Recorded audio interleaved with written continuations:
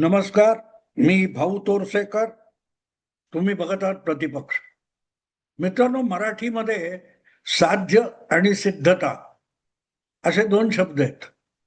त्याचा अर्थ असा, साध्य म्हणजे तुम्ही जे काय करायला निघालात त्याचं उद्दिष्ट किंवा ध्येय, आणि सिद्धता म्हणजे ते साध्य गाठण्यासाठी जे काय तुम्ही प्रयत्न करता, कृती करता, ती सिद्धता असते.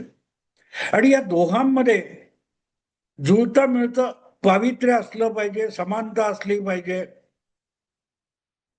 ते जर त्याच्यातच विरोधाभास असेल तर मग गडबड होत जाते आणि तुम्ही जे गाठायचंय ते उद्दिष्ट गाठू शकत नाही. उलट तुम्ही घरंगळत जाता, कोसळत जाता. हे मी तुम्हाला एवढ्यासाठी आज असं मुद्द्याचं समजावतोय की सातत्याने आजकालच्या राजकारणामध्ये भाजपला सत्तेबाहेर ठेवणं हे वाक्य तुम्ही ऐकत असाल. तर ते वाक्य तसं नवीन नाहीये, खूप जुनं आहे. खूप जुनं आहे. अगदी सांगायचं नेमकं तर मला वाटतं जवळजवळ 30 वर्ष जुनं आहे. 30 वर्ष जुनं आहे. 1996 मध्ये ज्या वेळेला कष्टपूर्वक भारतीय जनता पक्ष हा लोकसभेतला सगळ्यात मोठा पक्ष बनला, सगळ्यात मोठा पक्ष बनला, पण भाजपला सत्तेबाहेर बसवणं, भाजपला सत्तेत येऊ द्यायचं नाही म्हणून जी काय गोळाबेरीज सरकार सुरू झाली, ज्याला आघाडी, अलायन्स, गठबंधन अशी वेगवेगळी नावं देण्यात आली, त्यांच्यासमोर समान काहीही उद्दिष्ट नव्हतं, साध्य नव्हतं. म्हणजे मला जेवायचंय का नाही, मला कुठे जायचंय का नाही, त्याला जेवू देणार नाही, त्याला मी काहीतरी खाऊ देणार नाही, हे तुमचं उद्दिष्ट असू शकत नाही. तुम्हाला खायचंय की नाही, तुम्हाला जेवायचंय की नाही, तुम्हाला शाळेत जायचंय की नाही, हे तुमचं साध्य असू शकतं, तुमचं उद्दिष्ट असू शकतं. दुसऱ्या कोणाला तरी शाळेत जाऊ देणार नाही, दुसऱ्या कोणाला तरी खाऊ देणार नाही, हे तुमचं उद्दिष्ट कसं असू शकतं? आणि त्याला उपाशी ठेवलं किंवा त्याला शाळेत जाऊ दिलं नाही तर तुमचा काय लाभ नेमका होणार आहे? तर त्याचं उत्तर तुमच्याकडे नसतं. आणि म्हणून दुसऱ्याचा द्वेष करत, दुसऱ्याचा तिरस्कार करत ज्या वेळेला तुम्ही जगता तेव्हा तुम्ही अधिकारी खंगत जाता, तुमचं कुपोषण होतं. आणि तो समोरचा माणूस ज्याचा तुम्ही तिरस्कार करताय तो प्रयत्नपूर्वक आपलं उद्दिष्ट ठरवून त्या वाटेने पुढे पुढे सरकत असेल तर तो त्याचं जे साध्य आहे, त्याचं जे उद्दिष्ट आहे तिथपर्यंत पोहोचत असतो. 1996 साली लोकसभेमधला सर्वात मोठा पक्ष होण्यापर्यंत मजल मारली आणि विरोधी पक्षांनी सगळी गोळाबेरीज केली. इकडचे तिकडचे प्रादेशिक, राष्ट्रीय, डावे, उजवे सगळे पक्ष एकत्र आले आणि त्यांनी वाजपेयींना 13 दिवसामध्ये पंतप्रधान पदाचा राजीनामा द्यायला भाग पाडलं. कारण लोकसभेतलं बेरीज संख्याबळ भाजपकडे नव्हतं, वाजपेयींकडे नव्हतं. त्यामुळे 13व्या दिवशी जेव्हा विश्वास प्रस्ताव लोकसभेत मांडला गेला होता तेव्हा झालेल्या चर्चेला उत्तर देताना आपण बहुमत सिद्ध करू शकलो नाही, आपल्याकडे बहुमत नाही हे सांगून वाजपेयींनी आपल्या भाषणाचा शेवट केला होता की मी आता असाच उठून राष्ट्रपती भवनाकडे चाललोय राजीनामा द्यायला. 96 पासून आपण 2026 पर्यंत आलो आणि 30 वर्षात काय झालंय बघा. भाजपला सत्तेपासून दूर ठेवायची जी भूमिका किंवा जो कार्यक्रम किंवा जे उद्दिष्ट विरोधी पक्षाने घेतलं त्यामध्ये ते अधूनमधून सफल होत राहिले. 96 नंतर, 98 नंतर, 99 नंतर, 2004 अशा निवडणुका होत गेल्या आणि त्या निवडणुकांमध्ये भाजपची ताकद कधीतरी कमी होत गेली, कधीतरी वाढत गेली. वाजपेयी 5-6 वर्ष पंतप्रधान झाले, पण भाजप 1996 पासून आजपर्यंत कधीही 100च्या खाली लोकसभेतली आपली सदस्य संख्या घेऊन आला नाही. 196 काय ते 96 मध्ये 152 का 56 किंवा 162 अशा काहीतरी लोकसभेतल्या वाजपेयींच्या पाठीशी उभ्या असलेल्या भाजपच्या खासदारांची संख्या होती. ती पुढे 82 पर्यंत गेली, 182, 98, 99 आणि 2004 मध्ये ती 140 पर्यंत खाली आली. 2009 मध्ये 112 पर्यंत खाली आली. पण 44 किंवा 52 ही जी काँग्रेसची 14 आणि 19 मधली संख्या आहे, तितका खाली भाजप कधीही आला नाही. 100चा आकडा 3 आकडी संख्येच्या खाली भाजप कधीही आला नाही. आणि सगळा खेळ कुठे चालला होता बघा तुम्ही. लिबरलिझम, सेक्युलरिझम किंवा हिंदुत्वाच्या विरुद्ध म्हणून उद्दिष्ट काय होतं? भाजपला सत्तेपासून दूर ठेवायचं. आणि आता गेल्या 12 वर्षात तर भाजपला सत्तेपासून दूर ठेवणं अशक्य होऊन गेले. केंद्रातली सत्ता सोडा, एक एक करत अनेक राज्य भाजप पादाक्रांत करत गेलेले. वाजपेयी, अडवाणी यासारखे दिग्गज आणि लोकप्रिय नेते बाजूला पडून 2002 मध्ये पहिल्यांदा मुख्यमंत्री झालेला नरेंद्र मोदी यासारखा एक नवा चेहरा हा आज देशाचा जगभरचा लोकप्रिय चेहरा आहे. देशाचा पण आहे, भाजपचा पण आहे. मग असा प्रश्न पडतो की 30 वर्ष अशी भाजपला सत्तेच्या बाहेर बसवायचं म्हणून सुरू झालेली जी रणनीती आहे ती सगळ्याच्या सगळ्या विरोधी पक्षांना कुठे घेऊन आली आहे बघा. एक तर भाजपला शरण जायचं, नरेंद्र मोदींना शरण जायचं, नरेंद्र मोदींच्या वळचणीला जाऊन बसायचं किंवा स्वतःला बर्बाद करून घ्यायचं. या सगळ्या रणनीतीचं सूत्र तुम्हाला कुठे सापडतं? सत्तेपासून भाजपला दूर ठेवायचं. आपण सत्तेवर यायचं अशी कुठे भूमिका नाही. त्यावेळेला मला आठवतं अवघ्या 46 खासदारांचे नेते जनता दलाचे HD देवेगौडा देशाचे पंतप्रधान झाले आणि 146 वगैरे खासदार असलेला भाजप आणि वाजपेयी हे विरोधी पक्षात बसले होते.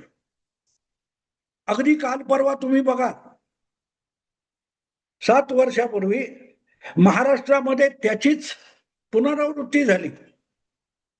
2019च्या निवडणुकीमध्ये सर्वाधिक जागा जिंकणारा विधानसभेतला सर्वात मोठा पक्ष झालेला भारतीय जनता पक्ष 105 आमदार होते, त्याला विरोधी पक्षात बसवला. विरोधी नेता करून फडणवीसांना बसवण्यात सगळ्यांना पुरुषार्थ वाटला. त्याचं सूत्र काय होतं मित्रांनो? महायुती म्हणून भाजप सोबत जागा वाटप करून निवडणुका लढवणाऱ्या उद्धव ठाकरेंनी मुख्यमंत्री होण्यासाठी जी शरद पवारांची ऑफर मान्य केली, ती शरद पवारांची ऑफर उद्धव ठाकरेंना मुख्यमंत्री करायची नव्हती. ती ऑफर साधी सरळ होती, भाजपला सत्तेबाहेर बसवायचं, भाजपला विरोधी पक्षात बसवायचं. आज 7 वर्षानंतर आपण काय बघतोय? 105 आमदार असलेला भारतीय जनता पक्ष 2019चा आज 133 आमदारांपर्यंत जाऊन पोहोचलाय. आणि फडणवीस किंवा भाजपला सत्तेच्या बाहेर बसवायला निघालेले राष्ट्रवादी काँग्रेस 54 आमदार आणि उद्धव ठाकरे 56 आमदार शिवसेना, या दोन पक्षांची अवस्था काय आहे? ज्या वेळेला शिवसेना फुटली किंवा आज जी काय उभाठा शिवसेना म्हणून उद्धव ठाकरेंच्या पदरी पक्षाची अवस्था आहे आणि शरद पवारांच्या पक्षाची अवस्था आहे, ती बघताना एक गोष्ट विसरू नका की त्यांची घसरगुंडी इथपर्यंत का झाली, त्याच्या मागचं सूत्र काय आहे? भाजपला सत्तेच्या बाहेर बसवणं. बरोबर आहे ना? मुद्दा काय? भाजपला सत्तेच्या बाहेर बसवायचं. बसवा, हरकत नाही, पण तुम्ही सत्तेत या आणि इतकी भरभक्कम आपली ताकद बनवा की भाजपला जनतेकडून विरोधी पक्षात बसवलं जाईल. लक्षात ठेवा, लोकशाहीमध्ये सत्तेत जनता बसवते आणि सत्तेतून तुम्हाला पाय उतार व्हायला भाग पडतं, ती सुद्धा जनता असते. कुठलाही पक्ष, कुठलाही नेता दुसऱ्या कुठल्या पक्षाला सत्तेच्या बाहेर ठेवू शकत नाही किंवा सत्तेवर आणू शकत नाही. साधी सरळ गोष्ट आहे. त्यामुळे आपण सत्तेत येणं आणि आपली सत्ता टिकवणं हे साध्य किंवा उद्दिष्ट असलं पाहिजे. ममता दिदीची गोष्ट घ्या, 15 वर्ष स्वबळावर प्रचंड बहुमताने त्या बंगालच्या मुख्यमंत्री होत्या. आज त्यांना सत्तेच्या बाहेर केले ते भारतीय जनता पक्षाने केलेलं नाही. भारतीय जनता पक्षाला 2/3 बहुमत मिळालंय बंगालच्या विधानसभेमध्ये, पण ते बहुमत भाजपने मिळवलेलं नाही, ते जनतेने दिलेलं बहुमत आहे. तेव्हा लोकशाही व्यवस्थेमध्ये कोणत्याही पक्षाला, कुठच्याही नेत्याला सत्तेबाहेर बसवणं हे दुसऱ्या कुठल्याही पक्षाचं उद्दिष्ट असू शकत नाही, साध्य असू शकत नाही. आणि असं साध्य ठेवून तुम्ही जेव्हा सिद्धतेकडे वळता, कृतीकडे वळता, तेव्हा मग एक गोष्ट तरी करायला पाहिजे की आपलं नुकसान काय होतं सोडा. आपलं नुकसान काही झालं तरी चालेल, पण त्याला साला धडा शिकवायचा, ही भूमिका असली पाहिजे. शिवसेनेला गटबंधनामध्ये 5 जागा मिळाल्या तरी चालतील, पण भाजप सत्तेत येता कामा नये, एवढी कमिटमेंट उद्धव ठाकरेंची आहे का? 2019 मध्ये लोकसभा असो किंवा विधानसभा असो, या निवडणुकांमध्ये महाविकास आघाडीच्या 3 पक्षांमध्ये जे जागा वाटप चालू होतं, त्यावरून जी सुंदोपसुंदी माजली होती, त्यामध्ये भाजपला सत्तेबाहेर ठेवणं हे उद्दिष्ट अजिबात नव्हतं. महाविकास आघाडी म्हणून जे 2-3 मित्र पक्ष एकत्र आलेत, त्या दुसऱ्या पक्षाच्या ताकदीचा मला फायदा मिळाला पाहिजे आणि तो मिळवण्यासाठी जागा वाटप करायचं किंवा निवडणुका लढवायच्या आणि त्यातून मग भाजपला जनतेने बाहेर ठेवलं पाहिजे. कशाला? जनता कोणालाही तुमच्यासाठी सत्तेच्या बाहेर बसवणार नाही. सत्तेत जनता बसवते आणि जनता सत्तेच्या बाहेर करते. उद्धव ठाकरे असो, काँग्रेस असो किंवा राष्ट्रवादी काँग्रेस असो, त्या पक्षांचं हे कुठेतरी उद्दिष्ट होतं का की आम्हाला सत्ते द्यायचे आणि त्यामुळे आम्ही एकमेकासाठी त्याग करायला तयार आहोत. उद्धव ठाकरे राष्ट्रवादी शरद पवार गटाला किती अधिक जागा देऊ शकतात, काँग्रेस उद्धव ठाकरे गटाला किती अधिक जागा देऊ शकतो, मी देऊ काय शकतो बघितलं पाहिजे, मी घेऊ काय शकतो या अटीवर आघाड्या आणि लढाया होत नाहीत. निवडणूक ही लढवायची असते आणि लढाईमध्ये मी जगलो पाहिजे, माझा सहकारी मेला तरी चालेल, अशा रीतीने लढाई लढवली जात नाही. तो मरेल किंवा मी मरेल, पण विजय आपला होईल. आपला विजय हे उद्दिष्ट असलं पाहिजे. तुम्हाला महाविकास आघाडी किंवा जी काय राष्ट्रीय पातळीवरची INDI नावाची आघाडी आहे, ही कधीतरी तुम्हाला या भूमिकेत दिसते का? तसं असतं तर राहुल गांधींनी बंगाल विधानसभा निवडणुकीच्या तोंडीवर ममता दिदींची मतं बारगळतील अशा प्रकारचा व्हिडिओ बनवून जनतेला ममता दिदी विरुद्ध उभं राहायला मदत केली नसती. ममता दिदींचा घात होईल अशा प्रकारे राहुल गांधींनी व्हिडिओ केला होता मतदानाच्या आधी आणि बंगालमध्ये भाजपला यशस्वी करण्याची परिस्थिती खुद्द ममता दिदींनी निर्माण केली, अशा स्वरूपाचं वक्तव्य करून त्यांनी भाजपला मदत केली होती. याचा अर्थ ममता दिदीला पडायला मदत केली होती आणि ते राहुल गांधी सांगतात की भाजपला सत्तेबाहेर बसवायचं. ममता दिदी आणि काँग्रेस या दोघांनाही भाजपला सत्तेबाहेर बसवायचं असेल तर एकमेकाशी मिळेल त्या परिस्थितीत तडजोड करायला पाहिजे आणि 4 दिले पाहिजेत, 4 घेतले पाहिजेत. आपल्याला काय मिळणार यापेक्षा आपण काय सोडायला तयार आहोत हे बघावं लागतं आणि ते सुद्धा नसेल तर मग दुसऱ्याला हरवणं हे तुमचं उद्दिष्ट चुकीचं ठरतं. तुमची सिद्धता आणि साध्य याच्यामध्ये एक विरोधाभास, कॉन्ट्रॅडिक्शन निर्माण होते आणि तिथे मग यांचा पराभव होतो. पण मग आपला पराभव मान्य करणं, आपली चूक मान्य करणं एवढं पण सौजन्य नाही. मग निवडणूक आयोगावर टीका कर, वोट चोरीचा आरोप कर, मतदार यादीवर टीका टिप्पणी कर, या सगळ्या पळवाट आहेत आणि त्यातून तुमची समस्या संपत नाही, तुमच्या अडचणी दूर होत नाही. तुम्ही ठरवा. भाजपने हे ठरवलेलं आहे की आपल्याला सत्तेत यायचंय आणि सत्तेत यायचंय ते कुठल्याही मार्गाने यायचं. त्यासाठी वेळ आला तर त्यागही करायला तयार असलं पाहिजे. आता टीका टिप्पणी होते ना, भाजपमध्ये काँग्रेसमधून आणि इतर पक्षातून इतके लोक घेतलेले आहेत की मूळचे जे जनसंघापासून काम करणारे 40-50 वर्ष भाजपसाठी ज्यांनी जमिनीपासून काम केले त्या बिचाऱ्या कार्यकर्त्यांवर अन्याय होतोय. ते अजूनही खुर्च्या मांडतात, सतरंजा उचलतायत. ही टीका कोण करतो? भाजपचे विरोधक टीका करतात. अरे पण इथे एक गोष्ट लक्षात घ्या, भाजपचा तो मूळ कार्यकर्ता ज्याने दीर्घकाळ अनेक वर्ष राबून राबून आपला पक्ष उभा केलाय, त्या पक्षाला आता गोड गोड मधुर फळं येत आहेत, ती चाखायला बाहेरचे आले म्हणून ते कार्यकर्ते केशव उपाध्याय असतील, माधव भंडारी असत रडत बसलेले नाहीत.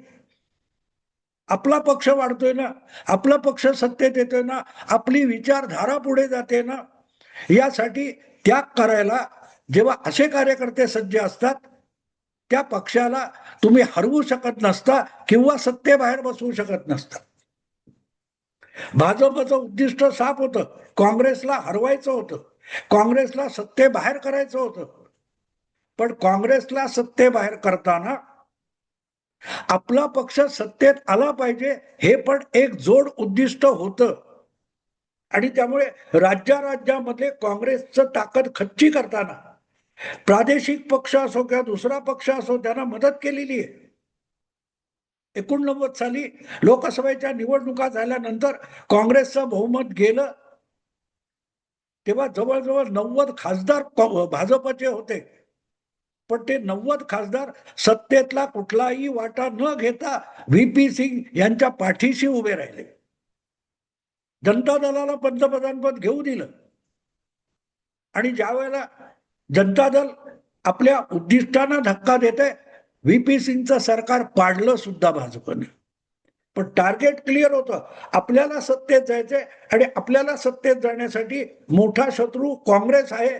काँग्रेसचं जागोजागी खच्चीकरण झालं पाहिजे आणि ते खच्चीकरण करण्यासाठी आपल्याला त्याग करावा लागला तर तो करायचा आहे.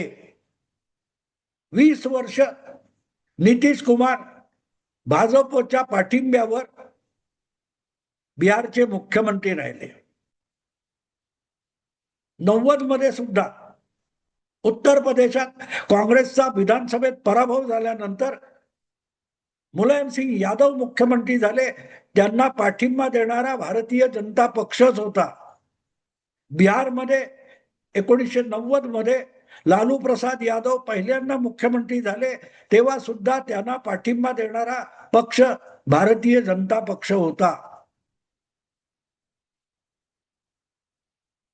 साध्य आपल्याला सत्तेत यायचंय त्यासाठी काँग्रेस दुबळी झाली पाहिजे, काँग्रेस विकलांग झाली पाहिजे. तर त्यासाठी ज्या छोट्या छोट्या मित्रांना बरोबर घ्यायचं तर त्यांना पण बळ द्यायचं. पण एकत्रित परिणाम काँग्रेस दुबळी होणं आणि आपला पक्ष सशक्त होणं हे होतं. याचा मागमूस तुम्हाला दिसतो का? नाही. आज जे जे पक्ष तुटलेले फुटलेले, ममता दिदी सुद्धा पहिल्यांदा काँग्रेसमधून बाहेर पडल्यानंतर भाजपच्या मदतीनेच बंगालच्या निवडणुका लढवत होत्या. वाजपेयी सरकारमध्ये मंत्री सुद्धा होत्या. हे मी एवढ्यासाठी सांगतोय की नकारात्मक उद्दिष्ट असता कामा नये, उद्दिष्ट सकारात्मक असलं पाहिजे.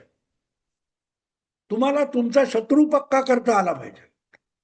काँग्रेसचं राष्ट्रीय नेतृत्व संपल्याशिवाय किंवा काँग्रेसचा राष्ट्रीय दबदबा संपल्याशिवाय आपण राष्ट्रीय पक्ष होऊ शकत नाही.